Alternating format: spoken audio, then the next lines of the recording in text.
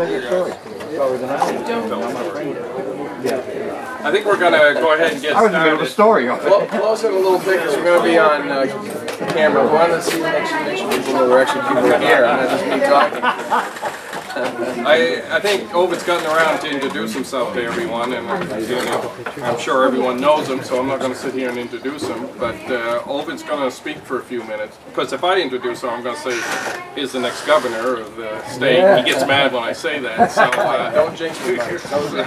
So Ovid's going to say a few words, and then if anyone has any questions, and I'm sure everyone does, he's going to take questions. Right. So I'll turn it over to you. Great. Thank you, Mike. Thank you. Appreciate it. I want to thank you all for coming this evening. It's a beautiful evening, and you've taken time out of your lives to come and spend a few minutes with me and doing what New Hampshire sports, the state sport is about, and that's politics. And so unless it's a blood sport, we're hoping it's not going to be anything like that this election cycle. And it's wonderful for Jerry and Priscilla to open up their beautiful home and to invite you to come and spend a few minutes with us today and have some fellowship, talk about the state of New Hampshire and the future of our country. And so that's what I'd like to do. But I'd like to make a few comments about where we are. We're actually in Romney, New Hampshire, just for the record. And you know, things right now on July 13th feel very good for our campaign. When I filed in mid-June, we had done quite a bit of work organizing a field organization. We did a lot of fundraising. We were able to report that we raised over $900,000 by the filing period, which really is a great testament to our team and to a lot of you who helped me get there. Now we're continuing to work to raise funds, and I appreciate you coming here to help me do that. You know, this is not going to be a very inexpensive process. The Democratic Governors Association has already purchased $1.3 million of advertising on Channel 9 from October 6th to November, from October 2nd to November 6th. Fortunately, the Republicans. Right. That money's not well spent. You need to know that. Thank you. Just like the Democrats, buy something that doesn't work. That's right. But there's no question that the Democratic Party and those who oppose freedom, liberty, capitalism, the kind of things that made America strong and made New Hampshire as successful as it is, are going to get in here to try to support Barack Obama because New Hampshire is a swing state. And so there will be a lot of pressure from outside of our state to influence the rest of the ballot. And so it's important that we are able to continue to have the resources we need to get our message out, to talk to the people of New Hampshire, where they are, and a lot of their information is going to come from media, which is fairly expensive. So I want you to know we're doing well, but your help tonight is going to help us continue to do what we need to do to have our network in place, our resources ready to go when we start to advertise, and then we can stay up. And that's a big part of it. Those of you who don't know me, I'm a fourth-generation New Hampshire native, the son of New Hampshire farmers, mill workers, and yes, dentists. And if growing up the son of a dentist doesn't build character, growing up a name like Ovid does, guarantee. Toughest name in politics. I'm glad to see some of my cousins here, distant cousins or relatives. Mon oncle Edmond Gionnet, state representative from, he was here tonight. Ovide Lamontagne, who I called my cousin, even though he's not technically. But I appreciate your coming out and participating with us. You know, New Hampshire politics also is like forming a, sort of like doing a family reunion, getting people together to talk about what's important for our state and then to go back to their communities and spread the word about the campaign, the candidates they support. Word of mouth makes a huge difference. So in today's day and age, being able to send links to our website, which is over2012.com, so people can see my background and also where I stand on the issues and the plans we have and the agenda we want to set for New Hampshire is very important. In addition, putting up lawn signs, bumper stickers and all, whatever you can do to try to help people recognize the name and know what I stand for. My history is that I've been a former social studies teacher, taught high school for 3 years, and then went to law school, came back to New Hampshire, back to Manchester, in the same town I grew up in, the same neighborhood I grew up in actually, moving next door to my parents, with my wife Betty of 33 years and our first adopted daughter. We have 2 adopted daughters who are adults. And I started practicing law at Divine Middle Branch in Manchester. I've been there for 26 years. I've been a business lawyer for those 26 years. Some of my time's been fighting for business interests and litigation, but mostly it's hey, that was a great, perfect time. We've we've got a second balcony up there of supporters, and but mostly it's been about advising businesses like Catholic Medical Center, one of our state's leading hospitals in Manchester, and working with contractors and so forth. So I've done a lot in the business sector as an advocate. I'm also a business owner, and I've worked as chairman of the St. Mary's Bank, the nation's first credit union, founded in the west side of Manchester, a $750 million financial institution. Providing commercial lending, financial products to families, mortgages, and so forth. So I've learned the financial side of the house, and appreciate Mike being here and not holding it against me that I've come from a credit union background. He's agreed to disagree with me maybe on that one. But community banking is absolutely critical for small business. And access to capital is key, and we do not have the same access to capital that we used to have in New Hampshire, not just because of the recession itself, the Great Recession, but because of the regulations coming from Washington. That people said, oh, we're going to exempt small community banks, but Dodd-Frank has swallowed up a lot of small community banks in terms of the over-regulation from Washington. We need to make their capital markets as robust as possible through conventional financing as well as non-conventional financing, like angel investors and venture capitalists and so forth. So I want to be a governor who will be able to be an advocate for business from day one. One of the first things I'm going to do is appoint a business advocate for the governor's office who's going to be really an ambassador for me, but a troubleshooter for business. We'll have a prominent place on our website for people to access that business advocate. So if you have an issue with getting permitting or licensing or access to capital and so forth, that person can help troubleshoot and get the job done.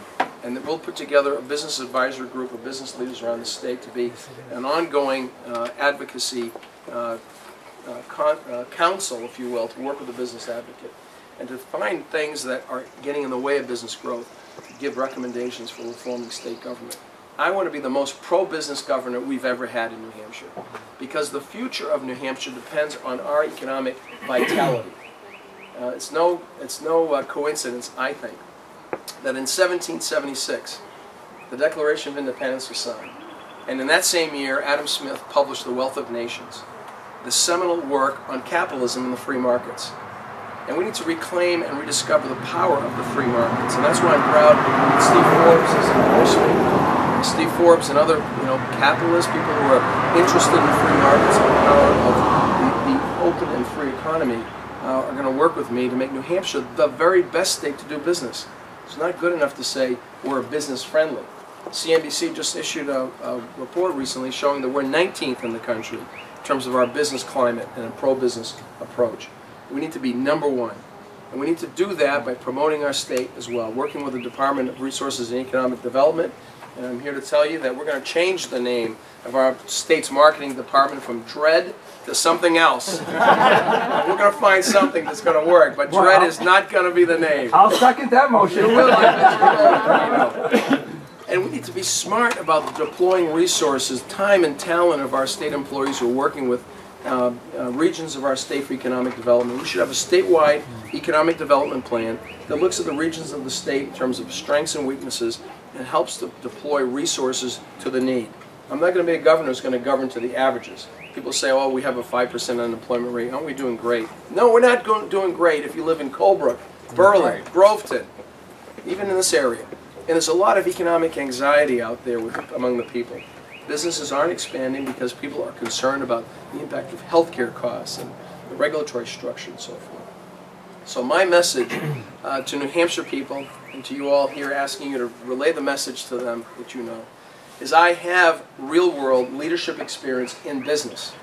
And I will bring that real-world business experience with my commitment to the free markets and conservative fiscal leadership to the governor's office to be a pro-business governor. And then we're going to work to do things like reforming our state business taxes and making modifications to make that lower the rates, but also make it easier for people to file.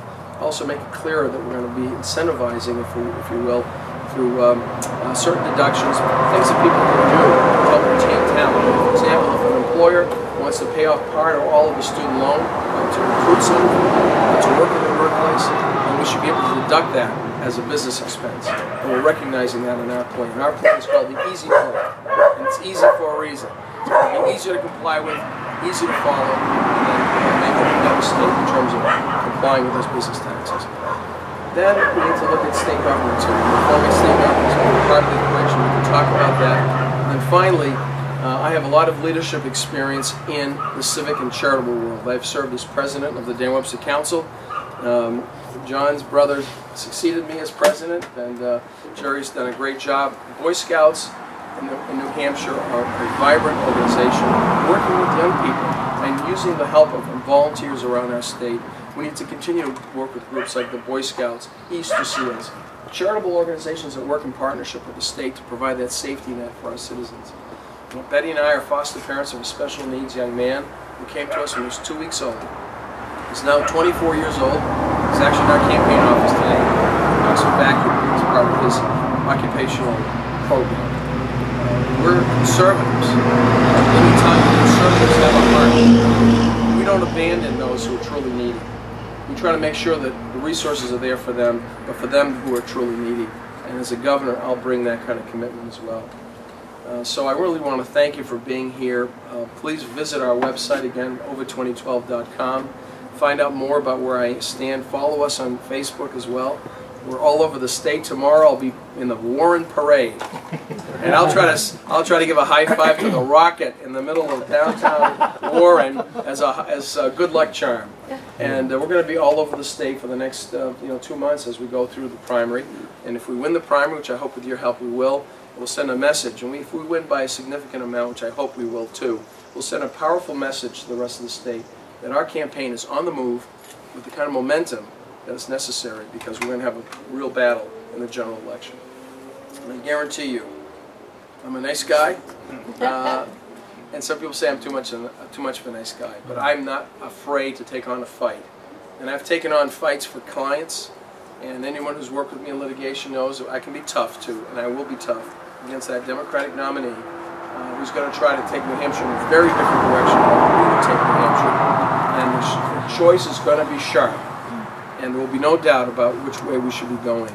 And the people of New Hampshire will side with our view, which is the right view for prosperity of New Hampshire and the generations to come. So God bless you, God bless America, and God bless the great state of New Hampshire. Thank you for being here.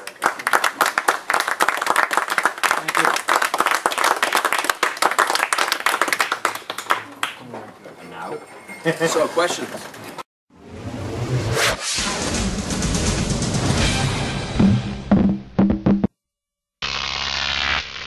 GrokTV.